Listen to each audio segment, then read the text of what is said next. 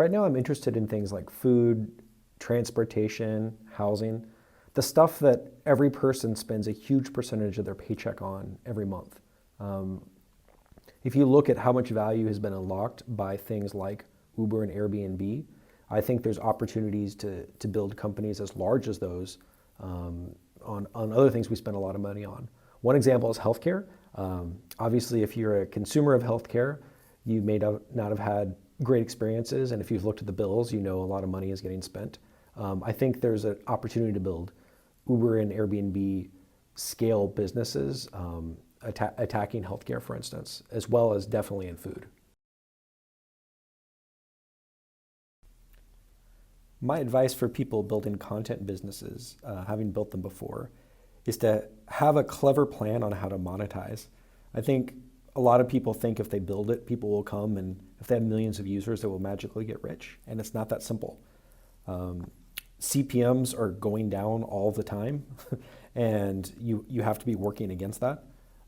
So if you find interesting ways to monetize via, I don't know, native advertising or directly being supported by the fans, those are pretty interesting to me. And I think it's worth at least having a plan about that in the earliest days and not just assuming, if you get $1 million that VCs will pay for the whole thing. Maybe that worked a while ago, but I don't think that works anymore. So I'm the head of admissions at Y Combinator, so can tell you a little bit about the process. The most important part about admissions at YC is filling out an application. Sometimes people think they have to know us or network with us to get in, and that's not true. The vast, vast majority of people that get into YC are just strangers that fill out an application. A top percentile of the folks that fill out an application are invited for an in-person interview with us, and that's where we get to know you a little bit more. A lot of times people email us and almost like ask for permission before they decide to put in an application. And my advice to anybody that's interested in YC is just do the application. So much of startups is just doing the thing you're thinking about doing and not looking for permission from people before doing it. So if you're interested, you should just apply.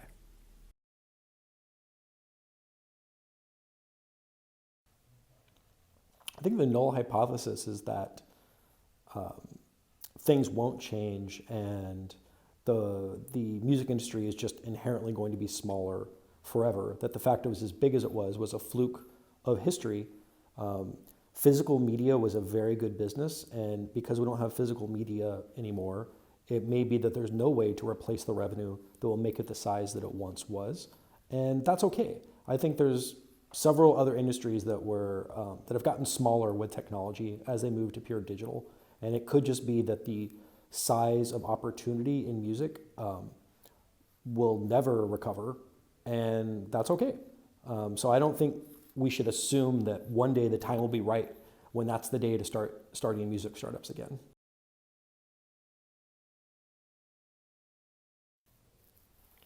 If I were on the team that was working on Whale, I think the biggest thing that I would be thinking about is less, here are our metrics and here's how we're tracking them, and let's just grow X% week over week.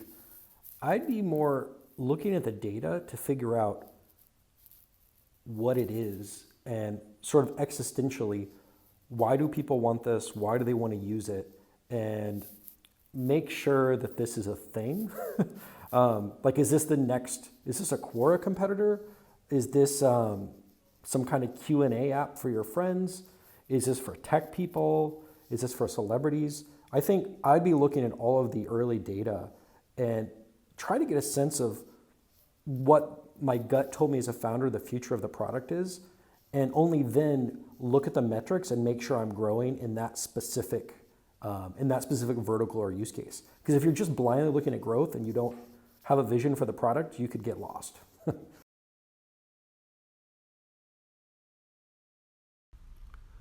I was a founder for a very long time, way longer than I've been working at YC, and I raised, I think, 8 or 9 rounds of funding over the course of my career. And so I can really relate to what it's like being on that side of the table.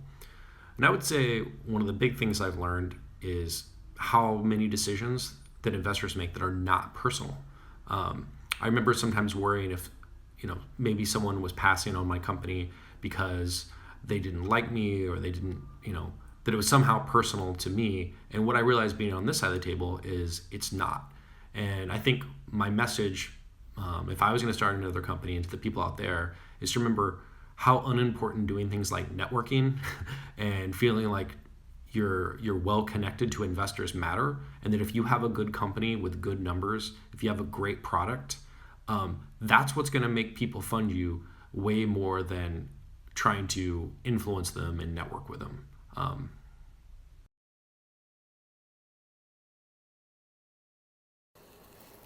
All right, cold emailing investors. What do I think about that? Two things. One, of all of the ways you can spend your time as a founder, of all the ways you can add value to your startup, cold emailing investors should be like the lowest priority. For every hour you spend on that, hopefully you've spent about 1,000 hours working on your startup itself, writing code, getting customers. A lot of people spend way too much time talking to investors and not nearly enough on their startup.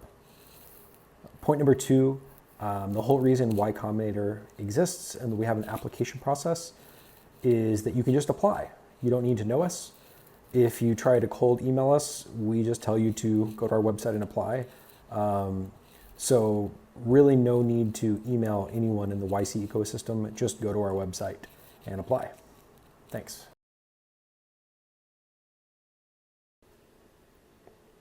Kanye West for president. Here's what I think. I was actually at the Kanye show that happened in San Jose right as the meltdown was starting. He played a couple of songs and this just completely stopped playing any songs and talked to the audience for, not exaggerating, for something like an hour. And he was just talking about Trump. He was talking about how he respects Trump, how he, if he would have voted for Trump. And I saw all this stuff in person. And I think to him, it was so crazy to see someone like Trump elected that it doesn't sound far-fetched that someone like Kanye could be elected. And you know what? I don't think he's wrong.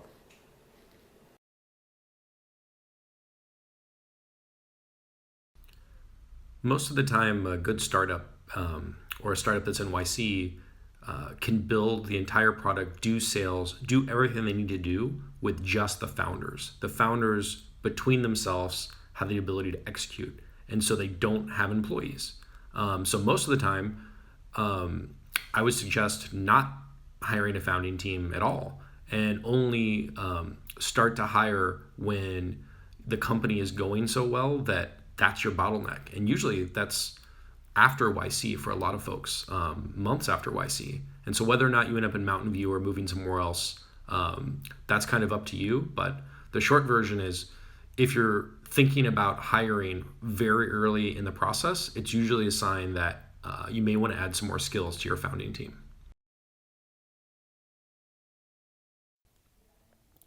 There's a lot of variability on what makes a good YC application, and I would never want to put out advice that would cause everyone to try to make their application look a certain way. But what I would say, one underlying quality you see across the board is clarity of communication, where the description of what are we doing, why are we doing it, why are we the team to do it, what are our insights, they're able to state those things very clearly. And clarity of thought in the part of the founder and clarity of communication are very predictive of a company being able to get an interview as well as getting into YC. And even after YC, it's a good predictor of the company will be able to work if they're good at communication.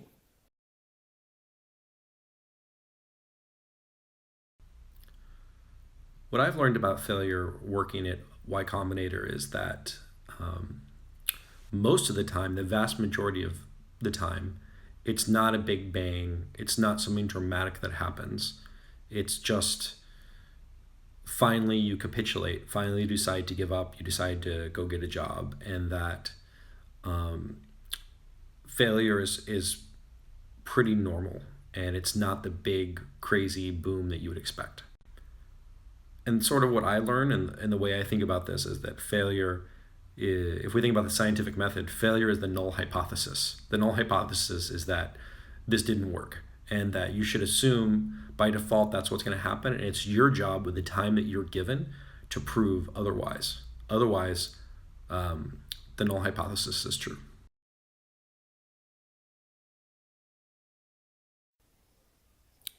As far as the why now question on the YC application, I actually think you're misunderstanding it. The reason it's there is, why is this the perfect time to start this startup? If you would have tried to start Uber before the iPhone, it wouldn't have worked. And I'm pretty sure people did. Instacart was an idea that was tried during the dot-com boom with Webvan and others, and failed pretty badly for a variety of reasons. But the time Instacart started was exactly the right time to start Instacart. And so what we're looking for to answer the question why now is, what is happening in the world?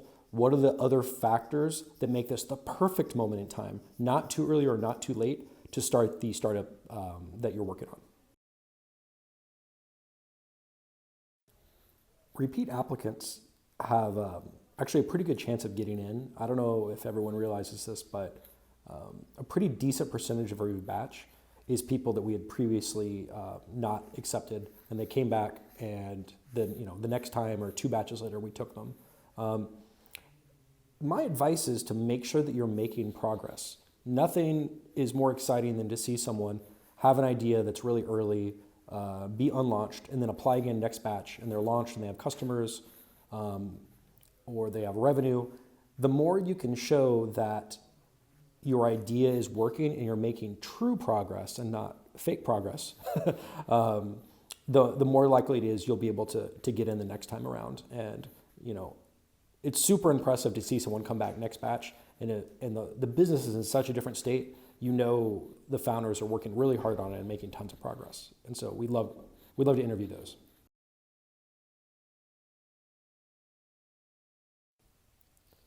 The biggest wild card for knowing if you have a good chance to get into YC, it's actually team questions. And I know it's hard to talk about your team in the context of this whale question, but who you are, who on the team is technical, how long have you known each other, what are your insights on the product?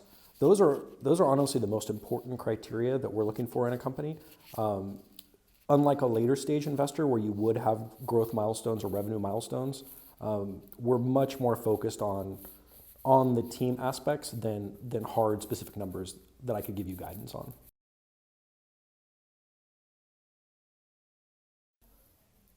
There's this really common thing in Silicon Valley where after a startup is successful, a bunch of stories and myths are created to sort of imply that was their mission all along. And I think in the case of Google, there's no way in the first few years of the company they said that their goal was to organize and make accessible the world's information. That was like a mission statement that came much later.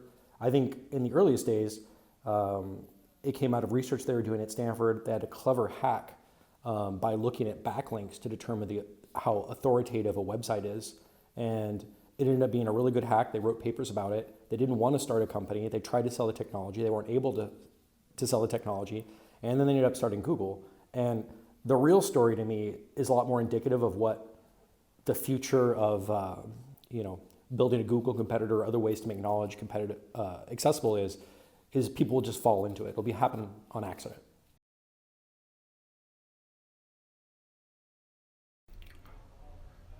The best way to talk about what your insights are is to tell the story, tell the narrative of, here's what our initial idea is, here's how we talked to users, here's how we experimented with it in the market, and then here's what we learned.